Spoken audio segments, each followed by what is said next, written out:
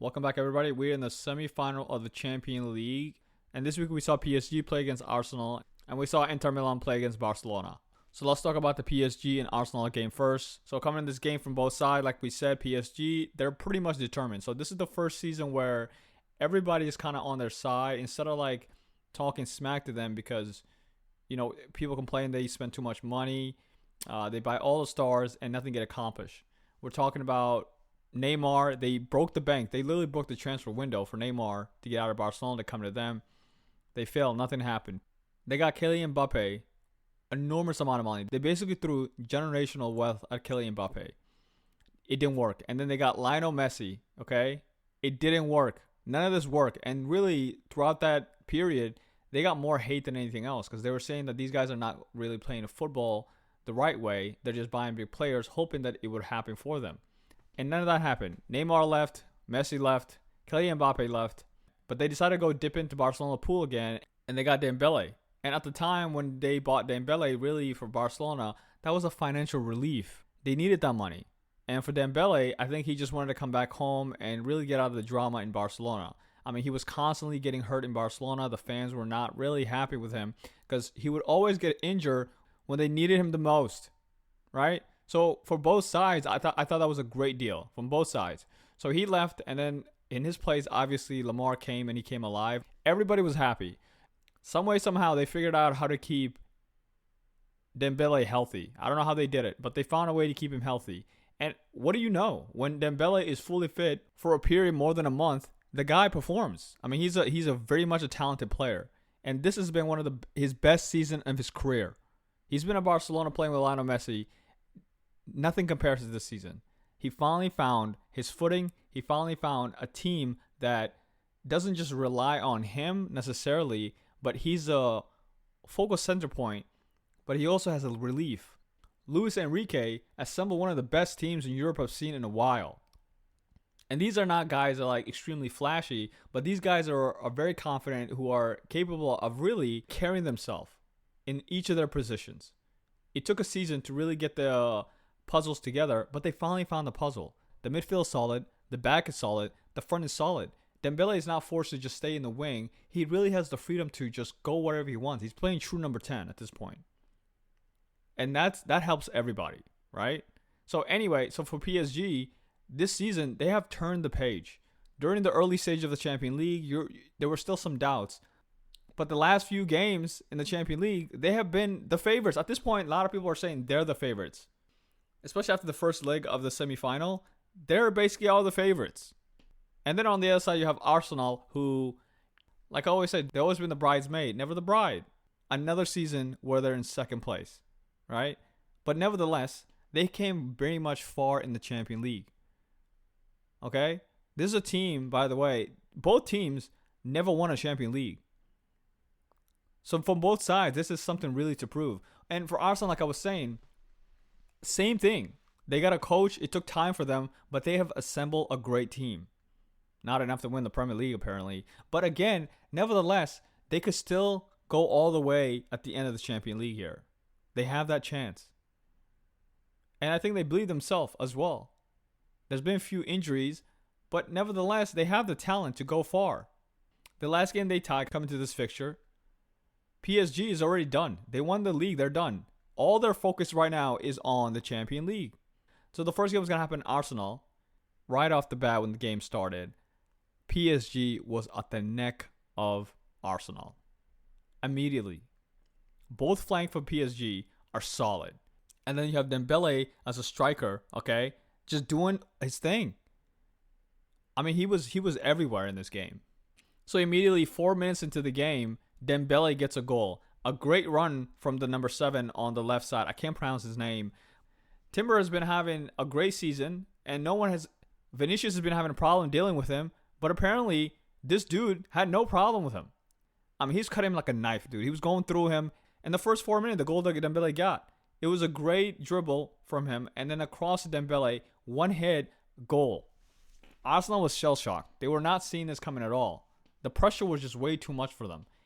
And this pressure continued for the first 30 minutes of the game. It was just continuing on. PSG had that game fully much control. And then eventually you saw that Arsenal was waking up, getting back. Declan Rice was the best player in their team. He was great. All right? Saka was getting better as the game was going on as well. But Timber was getting cooked every time. To the point that PSG should have obviously had a penalty. They should have had a penalty.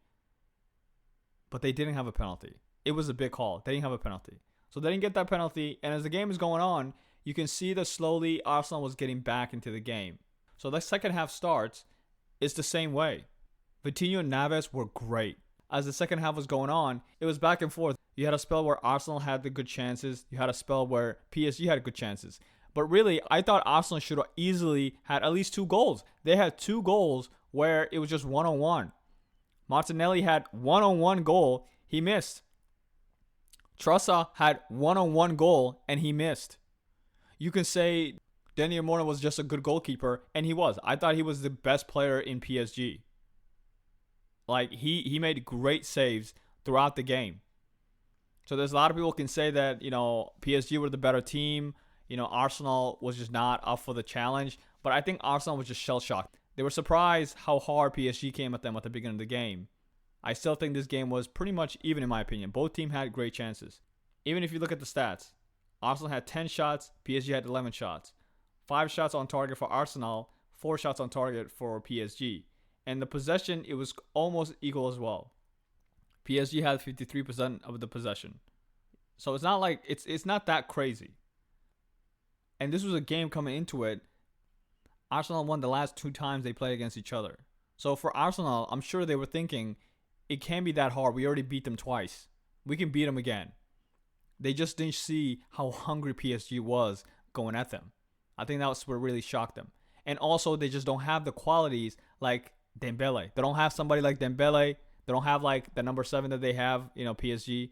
They don't have players who are very much convinced that they are solid players and they can make it happen. And I think that was the big difference between 2 teams is that when Arsenal got their chance, the players were just not there. Even the ball that Naves nicked off Marino's feet. If Marino was a great striker, Naves would never got to that ball. He would have known that there was a guy behind him coming, and he would have taken that shot a lot quicker. And it would have been a goal. You get what I'm saying? There's just the choice making is just that I don't think Martinelli and Trossard are like Dembele level of talent. Or the number 7 of talent. You know what I mean? And that was really one of the biggest difference. So on the second leg, going to PSG, can Arsenal win? I think Arsenal can win for sure. But it's going to be depend on, are the front 3 going to take their chances when they get it? Because they will get their chances, but are they going to take it? And that's going to be the biggest difference. Because PSG, they're playing at home. They're going to pressure you again, okay? And they want to win this. They are here to prove something. This could be the first PSG team to win the Champions League. You get what I'm saying? Dembele has something to prove here. A lot of people talking about Lamar and whatever, thank God he left so Lamar can play his side. We would never have had Lamar if Dembele was still at Barcelona. All that is true. And Dembele wants to tell you guys that, nah, I'm still it. I'm the guy. And I don't know if Arsenal has somebody who's that hungry. But we'll find out second leg. I still think Arsenal has a chance to come through, but it's going to be a very hard game. And it's going to take like Declan Rice scoring 2 free kick kind of level of luck. Because they just don't have players who can conjure goals willy-nilly every week like that. But PSG do. And that's the biggest difference. But we'll see. And then the second game was the big game. I mean, this was probably one of the best semifinal games in a long time. I think this was the best Champions League game this year. And we've said that many times about Barcelona playing. I mean, Barcelona is just playing cinematic football. I feel bad for you if you missed this game. You should have not went to work today and watched this game because you missed it. You missed a cinematic game, bro. Okay? We're talking about a team who just destroyed their rivals. Okay? I mean, I would say they took the soul out of Real Madrid. Okay? I'm talking about Copa del Rey final. You know that meme where it's like this dude, he stole something or something like that, and they're like, after they beat him, they gave him some energy and they beat him again. That's what they did to Real Madrid this weekend. Okay? They gave Real Madrid hope and they destroyed them at the last minute. I mean, how many players in Real Madrid's side right now is getting a surgery? Rudiger lost his mind. If he wasn't out for the season, he would have been suspended out of the season. He would have been punished. But the fact that he's getting a surgery and he's out for the season is what saved him. So Rudiger's out for the whole season. Mendy out for the whole season. David Alba is out for the whole season. There's a lot of players on Real Madrid side who, they went until they couldn't go anymore. Vinicius asked, please, he said, please take me out. I can't take it anymore. Vinicius couldn't take it anymore. The way Barcelona won the Copa del Rey, it's the way a great team wins games. When it feels like there's nothing left to give. When it feels like you might lose this game, somebody from somewhere comes out. Individual performance comes out of nowhere. Individual player comes out of nowhere and just shocks the whole team. And that's what a great campaign looks like. That right there. And I think that really kicked it off. Copa del Rey was what kicked this season off. The trouble is still alive. Okay, that's how Barcelona's looking at this. The trouble is still alive. The league is still on. The Champions League is something they have to get. That's the jewel. That's the jewel, is the Champions League. And they have to get it. So coming in this game, obviously they're exhausted. They're exhausted, okay? But nevertheless, they're playing at home. They're playing against Inter, which is a team who, before coming in this game, is a team that doesn't really attack. They're more of a, like I was saying, they'll stabilize themselves. They make sure that you don't score a goal on them. And then they'll see the weakness you have and they'll attack when they have that opportunity. That's kind of how they play. So for Barcelona, they knew they were going to get goals. And on the other side, Inter Milan, are they going to go out and really attack Barcelona, or are they going to play the same game? Everybody was thinking that they were going to get destroyed by Barcelona, to be honest. Simply because they were losing at games like they got slapped by AC Milan 3-0. So the trouble they were running for, they're not getting that. So they're out of the Italian Cup, okay? And then Roma beats them. And now they're going to come to Olympiacos and then win against Barcelona at home. It was just not a thing that anybody thought about. And I think they were the underdog. And that's the one thing about the Champions League. You always want to be the underdogs. You never want to be the favorites of anything. You want to be the underdog. Because the underdog always performs. It's been like that. And this was no different. So start off the game. We had the fastest goal scored in a semifinal of the Champions League's history. Arda Turan really just, the goal was beautiful. The goal was beautiful. It was a time where Barcelona is still having some injury.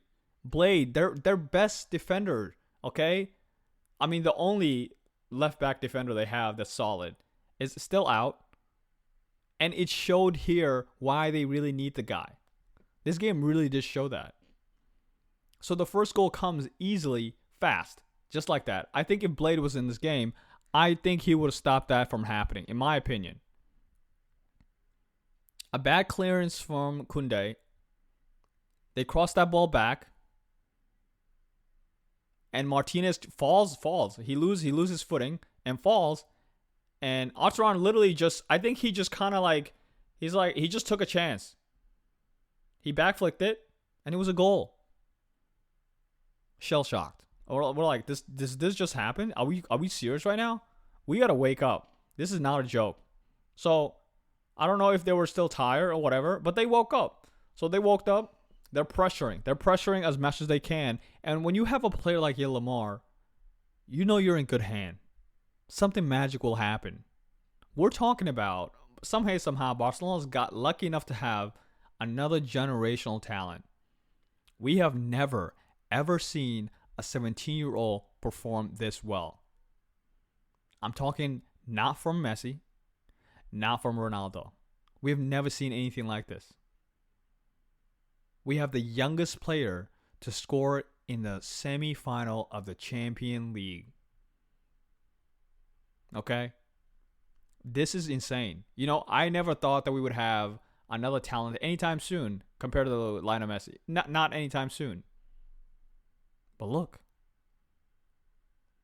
At the moment when you're in it, you never imagine someone could come and recreate what Lionel Messi did, what Cristiano Ronaldo did. You're thinking, this is crazy stuff. This only happens once in 50, 100 years. But apparently he came a lot sooner than we thought. And he came from the same place as Lionel Messi came from. We have another Lionel Messi in our hand. For Barcelona fan, to be Barcelona fan is just a joy. Okay? We have another 10, 20 years of getting to experience this kid. We thought we lost the magic in that. We thought we might have to just go with like, a team. We got another one. That's all I'm saying. We got another one.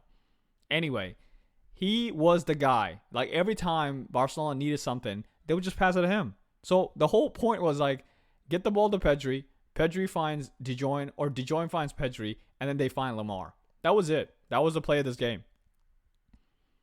And it worked. It worked most of the time. So Inter scores the first goal real quick, and the whole game, it just became Lamar and the defenders. It was getting so hard for Inter at the right side that they had to replace Marcos. I mean, Marcos is a great defender. I don't know if he was still hurt or whatnot, but they had to replace him because he was tired. Because this guy was just going at him again, and again. But as the game going on, a set piece comes along. Somebody who was out for a month, okay? This is his first game coming back. I'm talking about Denzel Dumfries, okay? Best player in the game. That's what I would say. I know I've just been glazing Lamar for a minute, but Dumfries was the guy. This guy's been out for a whole month. He comes in. He assists the first goal, okay?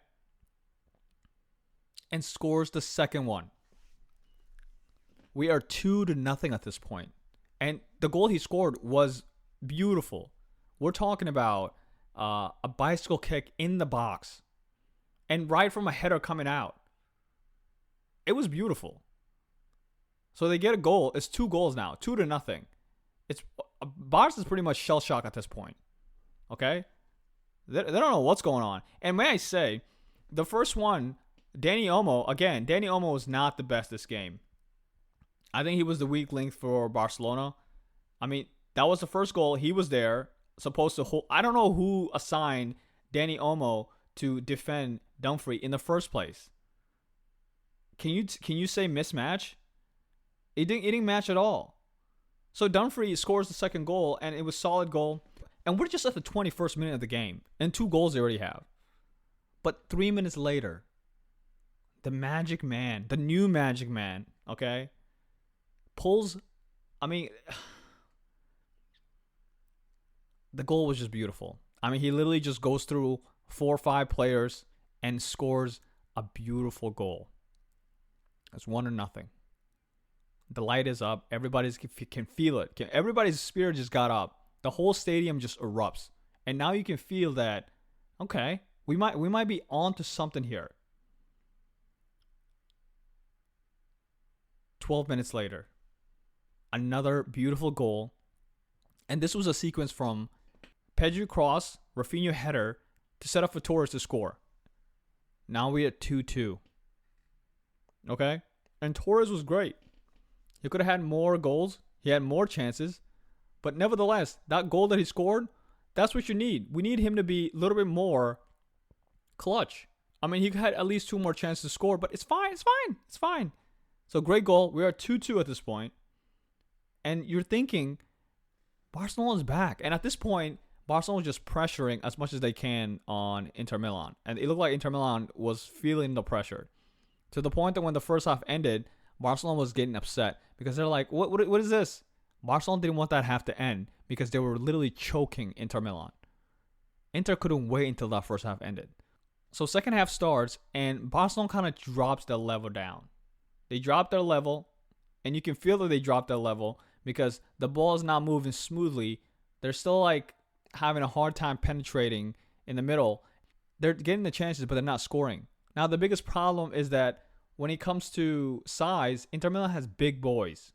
They're taller and stronger. So that was kind of the upside to them. I mean, the stat of this game was Barcelona had 19 shots. 9 on target. They had 72% of the possession. Inter only had 7 shots and 3 on target, and all the 3 that were on target were goals. You see how dangerous they were. All the 3 shots they took were goals. That was the biggest difference. We took 9 shots on target and only scored 3. That was the biggest difference here. Inter took their chances right when they got it, but Barcelona was just having a hard time taking some of the chances they got. And then as time was going on, Koundé gets hurt. Koundé has to take an out. And right when Koundé went out, you can feel the whole momentum of the game kind of changes. Because Koundé was helping Lamar push Marcos out. Okay, now that Koundé is out, Eric Garcia is just not as is not a risk taker like Koundé. Koundé is a great defender and he's good at going forward.